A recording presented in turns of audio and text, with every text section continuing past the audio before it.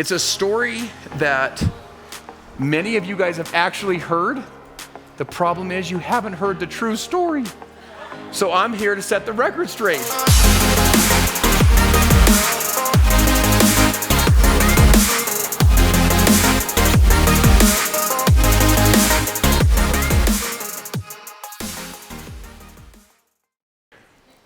It's a story called David and Goliath.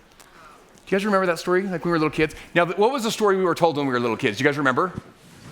The story was, there was this big, huge giant, and there's this little guy named David. But don't worry, everyone is scared of Goliath, but not David, because he had faith.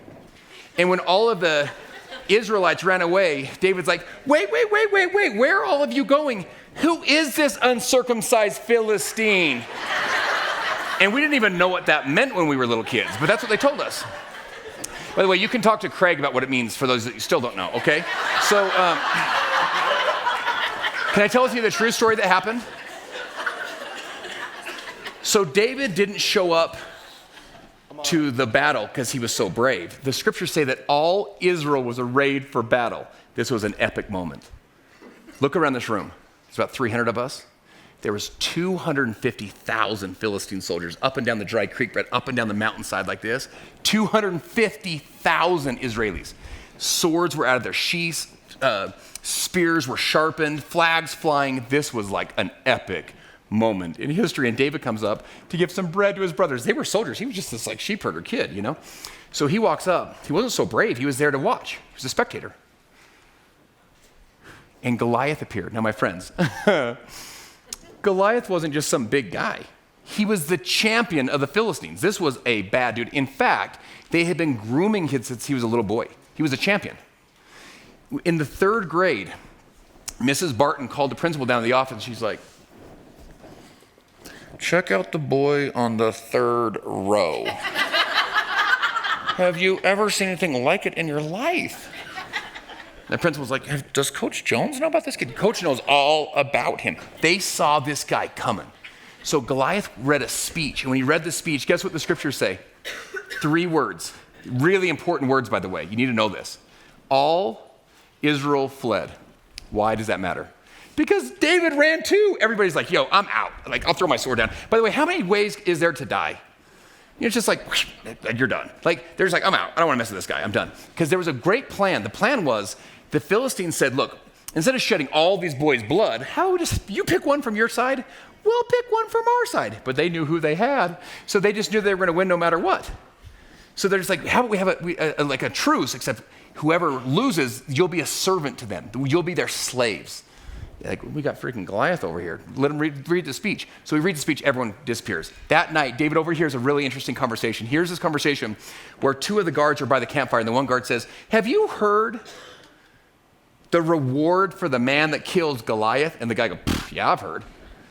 He'll become a prince. He'll own land. He'll ride on a horse. He'll never pay taxes. As long as there's a king on the throne of Israel, he'll never pay taxes, and he will marry the princess. And all of a sudden, David goes, what? Who is this uncircumcised Philistine? It wasn't the goal of Goliath that turned David on. It was the reward of the princess that turned David on. And he needed someone to translate a dream of his into a reward. I get to marry the princess. I can ride on a horse. I can own land. He was like, yo, I'm in. Let's do this thing. Lesson number 1. To be the one, you need to have a dream. When David would be on the sheep, watching his father's sheep, he would be a dreamer and thinking of like, one day I'm going to be a king. Like, I'm going to be a prince. I'm going to be a king. I'm going to do something with my life. I'm not just going to like live and breathe and die. He was going to be somebody. I hope you have big dreams for your life, big goals for your life. You can't be the one on accident. No one looks up and says it was her. She did nothing with her life. She was the dreamer. She broke the generational change. It was her.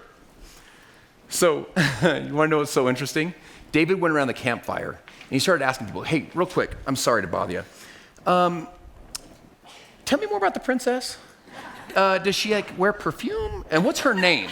I want to kind of get used to saying her name so when I meet her, it's kind of cool. Guess what most of us would have done? We'd have gone around the campfire saying this. Okay, real quick. How tall is Goliath again? And by the way, how far can he throw the spear? Because I need to watch out just in case he throws it. And how long is his sword again? We would be more focused on the drama than the dream. People build these networks. It's the strangest thing I've ever seen. They just focus so much on the drama. Harold is mean to me. I'm like, Barbara, stop, please, not this again. They can't get along in the team. Focus on the dream, not the drama. You with me? Okay, so check this out. David's brother Eliab heard David talking to the soldiers. So what's her name? Okay, got it. And where is she? Does she bathe in perfume or just spray it on? What does it feel like to ride on a horse? What is this like? So he's asking all these guards these questions, and the guards don't know who he is. He's just some kid. I don't know. Maybe he knows karate or something. Maybe he could actually win. Who knows? I don't know who this kid is. So Eliab overhears this, his older brother, who's a real soldier. Guess what Eliab did? He was mad. He goes, where's the sheep that Dad gave you to watch, kid? You think you're going to slay a giant? Get out of here. Go watch the sheep. He tried to embarrass David in front of the guards. Has anyone ever tried to shoot down your dreams? Do you know what's happened to every dreamer in the history of humanity? When I travel in Asia, they say that the nail that sticks up shall be hammered down. In Australia, they say that the tall poppy flower will be sliced down. The one that tries to grow up past the other ones. Back east in Boston, guess what they say about the crabs in the bucket? The one that tries to crawl out will be what? Pulled down. My friends, you go for this. You go to try and be the one. You will be hammered, sliced, and pulled down. It's part of humanity.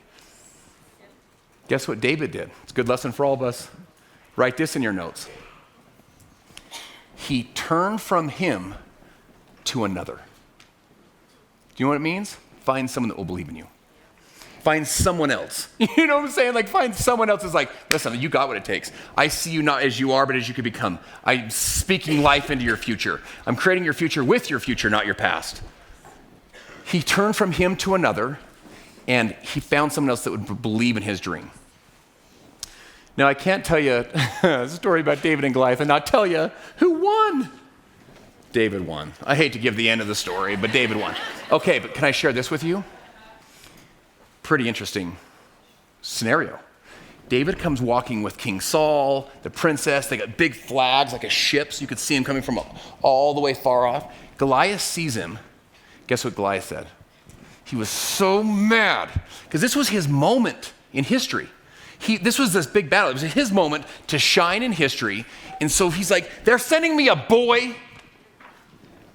The annals of history are going to say, Philistines and Israelis fought. They all picked one guy. Goliath fought a boy and won. It's no wonder he won. He fought a little kid. Gosh dang it. This is my moment. I'm going to be a conqueror, and I beat a kid. There's going to be an asterisk next to my championship forever. This sucks. So guess what Goliath said? He goes, am I a dog? You would send a boy to fight against me? Give me a man. He goes, it's going to be what it's going to be, son. He goes, I'm going to tear your head off. It's easy to talk about dreams when you're here. You're like, I'm a dreamer. I am going elite 1 in 90 days, okay? And then you go home and it's I'm going to rip your head off. You're like, I'm good. I'm going to let someone else take on this giant. I'm good. You guys ever had that happen? You kind of slink back a little bit. So what did David do? He said some of the most powerful words, not only as words of faith and of courage, but words of patriotism for his country, because his whole country is going to be slaves to these guys. So guess what he says? He looks at this giant like this, points at him. He says, thou comest to me with a sword and a spear and a shield. But I come to you in the name of the Lord of hosts, the God of the armies of Israel, whom thou hast defied. And then David looked, and he saw 250,000 Philistine soldiers up and down the creek bed like this. And he saw the giant, the legend, the living legend, staring him in the face. He says, this day, the Lord will deliver thee into my hands, and I will smite thee, and I will take thine head from thee. And I will deliver the carcasses of the host of the Philistines this day to the fowls of the air and the wild beasts of the earth, that all the earth may know that there is a God in Israel. And all this assembly shall know that the Lord saveth not with sword and spear, for the battle is the Lord's, and he shall deliver thee into my hands. Now, David had a lot of faith. Because he says, I'm going to cut your head off. And then he's like, wait a sec, hold on. He pulls out a slingshot. Now, remember, 250,000 people. So we get 300. Imagine if you had to do the latrines for 250,000 people. Or you had to do the food. So they're like talking back like, so what's going on? So what's going on? What's going on? What's going on? I don't know, I'm just looking. Anything happened yet? They're out there like this. So it's kind of both sides. Goliath is covered in armor. David gets a rock and flings it. It happens to hit Goliath in the one spot he doesn't have any armor. Right there in the forehead. He falls. Philistines are silent, Israelis are silent. People are like, what's going on? I think he's down. Is he down? What's going on? What's the deal? I don't know. Hold on. 1 second. I'm just watching. Is it a trick? Is it real? Is he dead? Is he tricking? Is he joking? They didn't know if David was going to kind of walk up and the Goliath would be like, ah, gotcha. You thought I was dead? No. So Goliath laid there. Everyone's silent. David walks over. Guess what the scriptures say? He climbed up on him. How big is this guy? He pulls out the sword, tries not to cut off his own arm. Whoop, slices his head off. When his head was severed, that's when they knew he was dead. That's a pretty good way to figure it out. All of the Israelites see this, and one at a time, he's dead, he's dead, he's dead. Ah! They all, with their swords and their spears and their shields, they attack because one boy didn't want to show up as a shepherd. He wanted to show up as a king. You can clap. Okay.